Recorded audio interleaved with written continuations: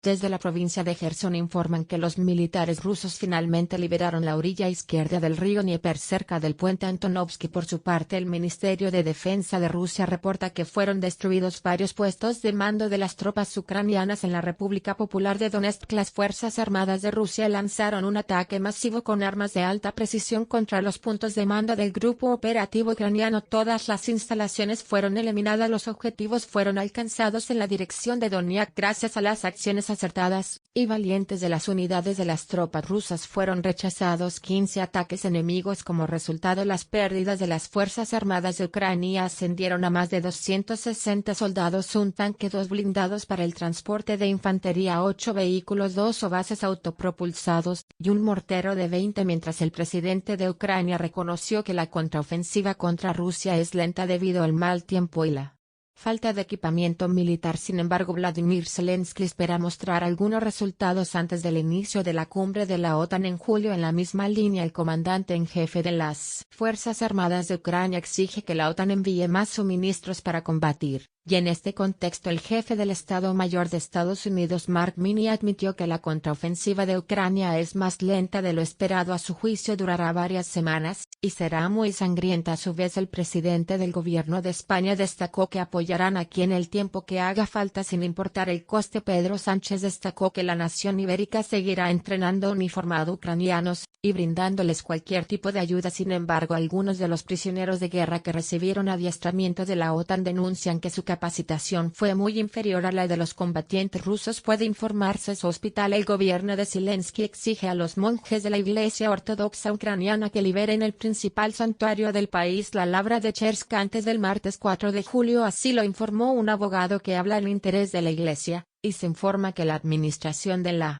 reserva en cuyo territorio se encuentra el monasterio comunicó que en 3 días comenzarán a clausurar los edificios para prohibir la entrada. Por su parte, desde la Iglesia calificaron como infundada la exigencia de la dirección de la reserva. Cabe recordar que están en curso varios procesos de apelación con los que se busca revertir la decisión de desalojo, pero aún no hay un veredicto. A principios de este año se intensificó la lucha entre 2 de las ramas de la Iglesia Ortodoxa de Ucrania, la cismática y la canónica. En este contexto, el asesor del jefe de la oficina del presidente del país, Michael Podolyak, instó a retirar de la Iglesia cualquier atributo prorruso en el marco de la lucha con la simbología rusa. Las autoridades aprobaron el saqueo del monasterio de Kepechers y la expulsión de sus monjes. El abad de la Lavra, Pavel, fue puesto bajo arresto domiciliario acusado de trabajar para Moscú. Y Ucrania ha agotado por completo sus reservas en el Banco Mundial, y todas las nuevas financiaciones llegan a través de países donantes, y lo informan medios de comunicación señalando que los estados occidentales son quienes cubren mayormente los gastos de quiebra. Eso sí, el gobierno de Zelensky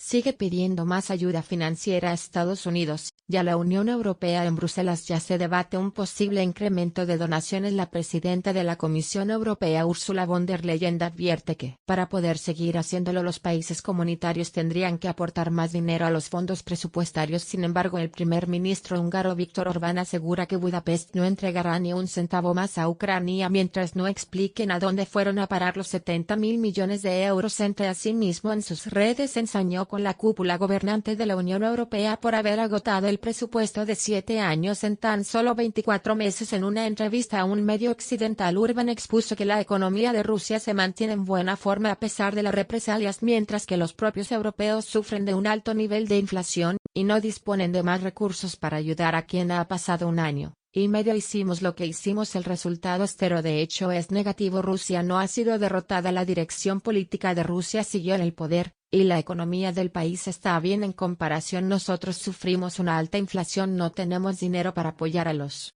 ucranianos. Obviamente la contraofensiva ucraniana parece transcurrir con dificultades, y es dudoso que pueda darnos alguna esperanza. Vale destacar que entre enero del año pasado y febrero de 2023 el régimen de Zelensky ha recibido paquetes de ayuda por un total que supera los 150.000 millones de euros. Según el Instituto de Economía Mundial, Estados Unidos se coloca en el primer lugar tras enviar 71.300 millones, mientras que la Unión Europea aportó casi 62.000 millones. En comparación, el resto de los estados del mundo contribuyeron con 23.000 millones de euros. ¿Cuál es la visión que usted tiene con respecto a cómo puede y llegará a continuar esta diferencia que hay dentro de la Unión Europea no respecto de cuánto dinero más se puede llegar a enviar. Bueno, desde el principio de esta ofensiva militar de la OTAN lo que previmos es que uno de sus objetivos fundamentales era pauperizar a Europa, endeudarla, y con ello volver a subordinarla a las directrices de los Estados Unidos, profundizar digamos la subordinación, y entre las herramientas estaba acabar con las principales economías europeas. Básicamente eso es lo que estamos viendo. La crisis económica de los países europeos sin duda va a seguir agudizándose, y lo que vamos a ver es simplemente un aumento de la corrupción y de la concentración de riqueza en algunos grupos financieros, pero siempre muy lejana de los pueblos de Europa. ¿Qué hay de la población, no de la gente de a pie que se ve de alguna manera perjudicada? ¿Puede haber en algún futuro alguna queja o alguna protesta ya?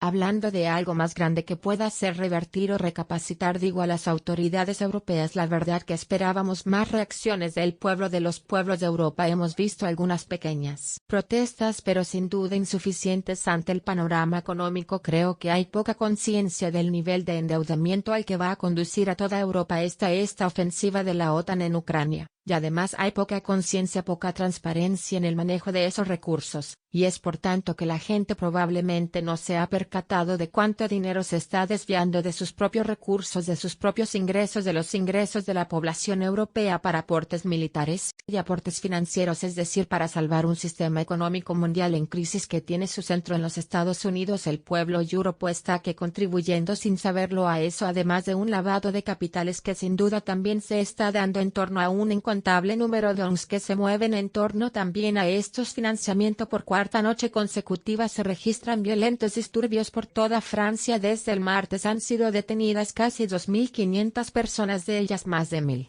fueron arrestadas en las últimas 24 horas. Todo esto después de que el pasado 27 de junio un joven de 17 años fuera abatido por la policía, y además aquellos incendios y enfrentamientos entre manifestantes y las fuerzas del orden sacuden a la mayor parte del país. En las ciudades de León y Marsella fue donde se registraron los mayores niveles de violencia. Sin embargo, el presidente Emmanuel Macron rechazó el pedido de la oposición para decretar el estado de emergencia en el país, lo que permitiría al gobierno implementar medidas contra la crisis. El mandatario además propuso su visita de Estado a Alemania debido a los hechos que estremecen al país, y hasta el momento tan solo se han desplegado medios adicionales de seguridad, lo que significa un aumento del número de agentes y brigadas antidisturbios, mientras la unidad interministerial de crisis se reúne con urgencia en esta jornada con fines operativos después de que el Ministerio del Interior anunciara que se daría una respuesta gradual a la situación en el estado de Florida. Entra en vigor una nueva ley impulsada por el gobernador republicano Ron DeSantis. La nueva legislación impone duras restricciones contra los indocumentados y además establece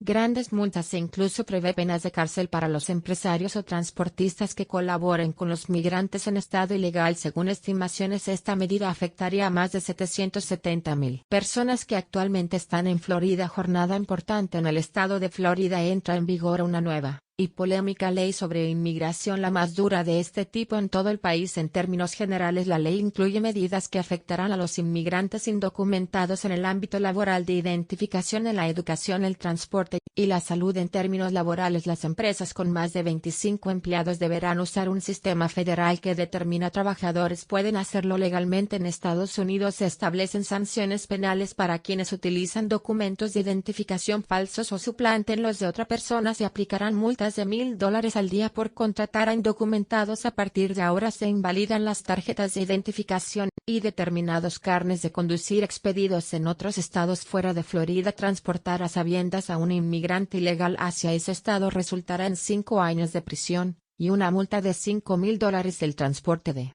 5 o más extranjeros indocumentados, un menor de edad no acompañado o un contrabandista convicto supondrá una multa de $10.000 y hasta 15 años de cárcel. La ley también exige a los hospitales que aceptan Medicaid que recopilen información sobre el estado migratorio de los pacientes, informen al gobierno del estado. Aunque la medida no prohíbe la atención médica a los inmigrantes indocumentados, el paciente deberá indicar su estatus o negarse a responder. La ley también proporciona $12 millones para reubicar inmigrantes en otros estados. Florida no es un estado santuario, Y defenderemos el Estado de Derecho, asegura el gobernador Ron DeSantis. Se calcula que la medida podría afectar a más de 770,000 inmigrantes indocumentados que viven en Florida. De acuerdo a datos del Instituto de Políticas Migratorias, el sector de la construcción podría ser uno de los más golpeados. De hecho, muchas organizaciones están alertando de un éxodo masivo de este tipo de inmigrantes, y de un impacto económico importante sin esta fuerza laboral para protestar sobre la situación y generar conciencia. Una caravana ha llegado a ese estado. Nuestro propósito es promover una amnistía general y una reforma migratoria que contenga métodos para que los trabajadores puedan emigrar sin exponer y sin ser objeto de explotación. Necesitamos una reforma migratoria ya.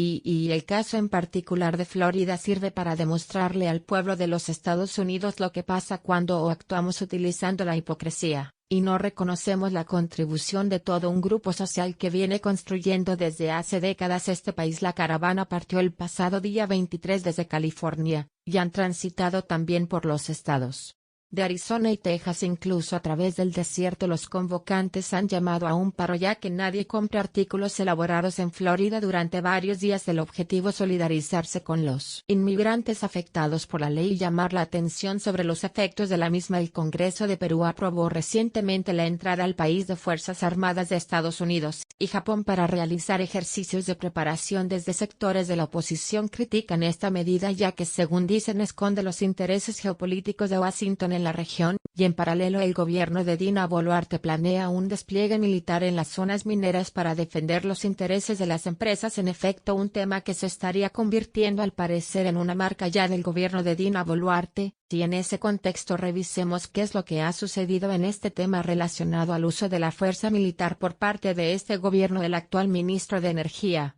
y Minas de Perú, Óscar Vera, dio a conocer que tienen un plan para mantener a las Fuerzas Armadas cerca de las zonas mineras para ayudar y respaldar el traslado de cobre que hay en Andina del Perú para que sea llevado a un puerto marítimo, toda vez que en estas zonas hay comunidades indígenas que constantemente realizan protestas exigiendo que tengan mayores beneficios por la extracción de este metal en su zona, que al momento no sucede como ellos lo solicitan. Y aquí habría que ver otro tema también que está relacionado al uso de las fuerzas militares, que no solo vienen por parte del gobierno y no volverte, sino también por parte externa. El Congreso de este país aprobó que tanto de Estados Unidos y Japón puedan ingresar uniformados militares a este país para realizar prácticas. En el caso particular de Estados Unidos, el ingreso es para personal militar con armas de guerra, mientras que en el caso de Japón, unidades navales y personal militar. Esto se decidió a raíz de un proyecto de ley que fue aprobado por el Congreso peruano, y que desde luego críticas al gobierno de Boluarte. Pero aquí habría que ver también qué sucede con el uso de las fuerzas militares también en el contexto de las protestas sociales que se registraron en diciembre del 2 y enero de este año por el fallecimiento de al menos 60 personas, y que desde Naciones Unidas se dijo que existió un exceso de la fuerza pública en ese marco. Militares retirados emitieron un comunicado señalando que el gobierno elude su responsabilidad política, está intentando que se responsabilice únicamente a las Fuerzas Armadas y a la Policía Nacional. Aquí, luego de declaraciones por parte de la presidenta de este país, donde dijo que pese al ser la comandante suprema de las Fuerzas Armadas, ella no tiene voz de comando. Esto relacionado a las restricciones estaban dándole a los manifestantes en el marco de estas protestas que se registraron. Difícil de creer eso, pero bueno, ok.